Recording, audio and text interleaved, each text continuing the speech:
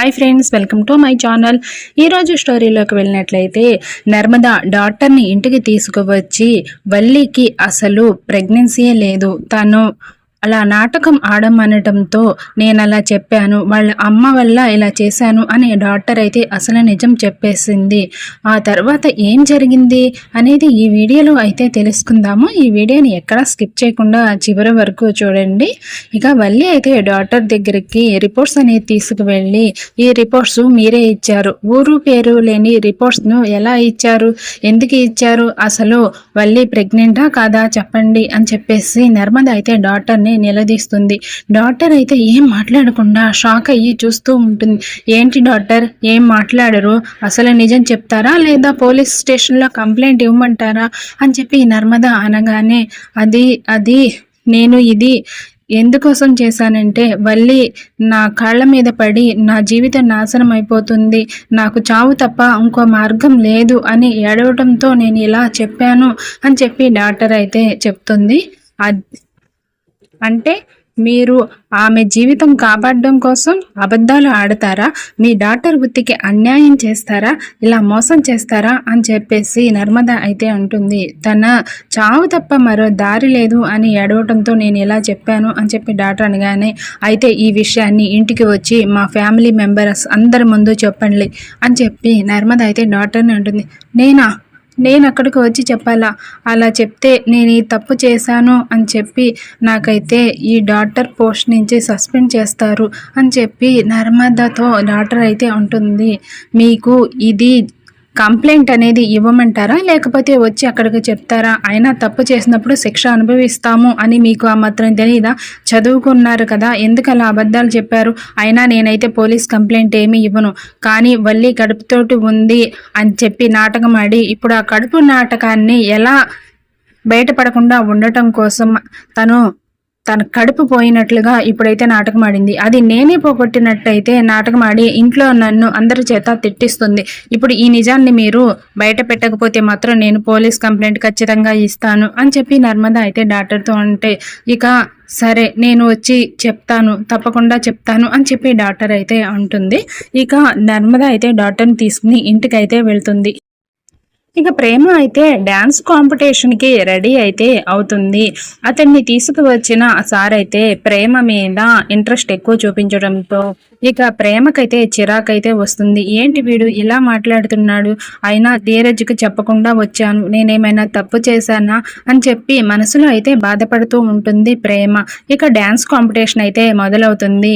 ప్రేమ దగ్గరికి వచ్చి, తర్వాత నువ్వే ప్రోగ్రామ్ ఇవ్వాల్సింది, డ్యాన్స్ అనేది బాగా నేర్చుకున్నావా, ఎలా వేస్తావు, ఒకసారి వేసి చూపిస్తావా అని చెప్పేసి అతనైతే మాట్లాడడంతో, నేను ప్రాక్టీస్ అనేది బాగానే చేశాను, నేను ఒకేసారి స్టేజ్ మీద చెయ్యగలను అని చెప్పి ప్రేమ అయితే అంటుంది. సరే నువ్వు స్టేజ్ మీద చేస్తున్నప్పుడే చూస్తాను అని చెప్పి అతనైతే అంటాడు. ఇక ప్రేమ అయితే ఏం మాట్లాడకుండా అలా ఉండిపోతుంది.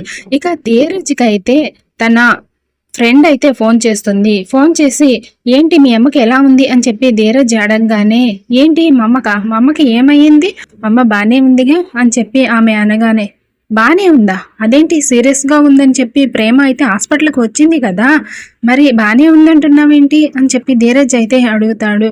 నా దగ్గరికి ఏమీ ప్రేమ రాలేదే, అయినా మా అమ్మకి ఆరోగ్యం బాగోలేదని నేనెప్పుడు చెప్పాను, మా అమ్మ ఆరోగ్యం బాగానే ఉంది, అయినా ప్రేమ అలా ఎందుకు చెప్పి వెళ్ళింది, ఇక్కడికైతే రాలేదు అని చెప్పి తను చెప్పగానే ధీరజ్ అయితే షాక్ అయిపోతాడు. ఏంటి ప్రేమ ఇలా ఎందుకు చెప్పింది, అబద్ధం చెప్పి ఎక్కడికి వెళ్ళినట్లు అని చెప్పి ఆలోచనలో అయితే పడతాడు ధీరజ్. ప్రేమకైతే ఫోన్ చేస్తాడు, కానీ ప్రేమ ఫోన్ రింగ్ అవుతుంది కానీ తను లిఫ్ట్ చేయదు, ఎందుకంటే తను డ్యాన్స్ కాంపిటీషన్కే రెడీ అవుతుంది, అందుకనే తను ఫోన్ కూడా లిఫ్ట్ చేయదు. ఎన్నిసార్లు ఫోన్ చేసినా ఫోన్ అయితే లిఫ్ట్ చేయకుండా ఉంటుంది. ఇక ఇక్కడికైతే నర్మద అయితే డాక్టర్ని తీసుకుని ఇంటికైతే వస్తుంది. అది వస్తున్నది చూసిన వల్లి అయితే షాక్ అయిపోతుంది.